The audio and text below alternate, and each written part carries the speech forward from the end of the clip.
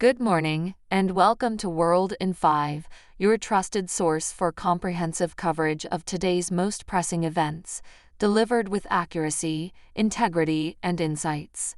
China's recent military drills in the airspace and waters surrounding Taiwan indicate its displeasure with the island's new president, William Lai. Now let's go to our reporter. Shelby, what's the latest update on the situation? Following the commencement of these drills, Chinese state media outlets such as CCTV and the Global Times, as well as the Foreign Ministry spokesperson, launched a vehement tirade against President Lai, expressing sharp condemnation. Back to you, John. Thanks for that update. Let's move on to the next segment. Incidents? More than 20 individuals who were aboard a Singapore Airlines flight that encountered severe turbulence are currently in intensive care with spinal injuries, according to the head of a hospital in Bangkok. Now, let's go to our reporter. Anthony, what's the latest update on the situation?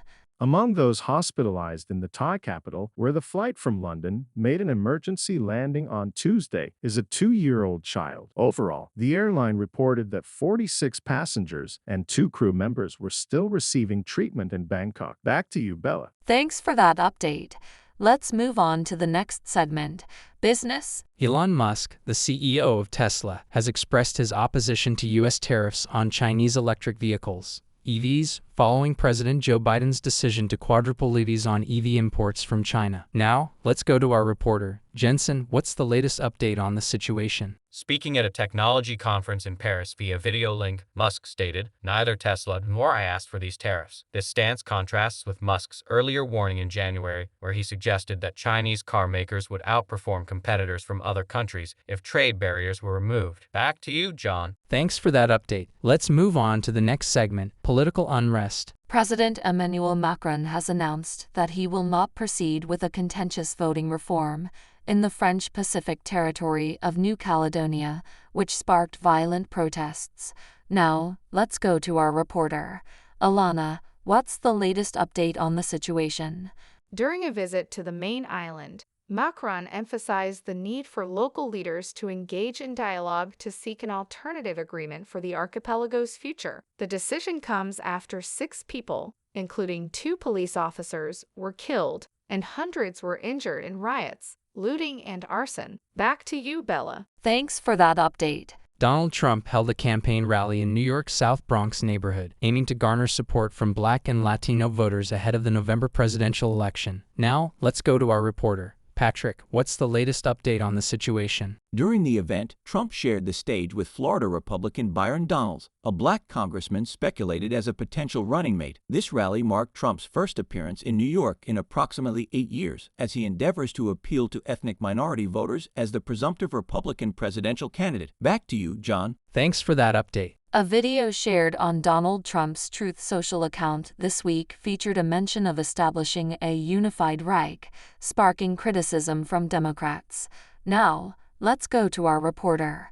Philip, what's the latest update on the situation? The Trump campaign later removed the post, attributing its creation to a random account and stating that the staffer who posted it overlooked the words. However, the actual source of the video was a group of online influencers known as the Daily Meme Team. Back to you, Bella. Thanks for that update.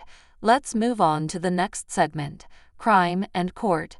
Spanish police have successfully retrieved a painting by the late artist Francis Bacon that was stolen from a banker's residence in Madrid back in 2015. Now, let's go to our reporter. Shelby, what's the latest update on the situation? The valuable artwork, valued at €5 million, £4.2 million, $5.4 million, is part of a series of 5 portraits depicting the banker, Jose Caglo, who maintained a friendship with the artist. This recovery marks the retrieval of 3 out of the 5 stolen paintings, with the latest discovery bringing hope for the return of the remaining missing artworks. Back to you, John. Thanks for that update. Newly released video from the Louisville Police Department captures the arrest of golfer Scottie Scheffler outside the Valhalla Golf Club in Louisville, Kentucky.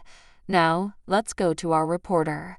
Tobin, what's the latest update on the situation? Chief Police Jacqueline Gwynn-Villareal stated on Thursday that the arresting officer, Ryan Gillis, violated department policies by failing to activate his body-worn camera. Scheffler was apprehended on May 17 and faces charges of second-degree assault, third-degree criminal mischief, reckless driving, and disregarding traffic signals from an officer, all of which he denies. Back to you, Bella. Thanks for that update.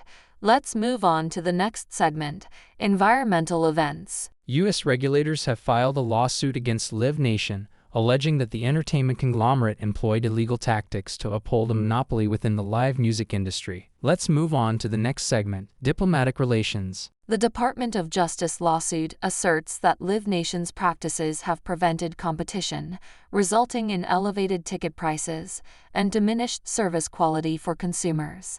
Now, let's go to our reporter. Owen, what's the latest update on the situation? Attorney General Merrick Garland has urged the courts to dismantle the company. In response, Live Nation issued a statement on its website denouncing claims of wielding monopoly power as absurd. Back to you, Bella. Thanks for that update. Thanks for tuning in to World in 5 for your daily dose of news and updates. Don't forget to hit that subscribe button and turn on notifications so you never miss out on breaking stories and insightful analysis.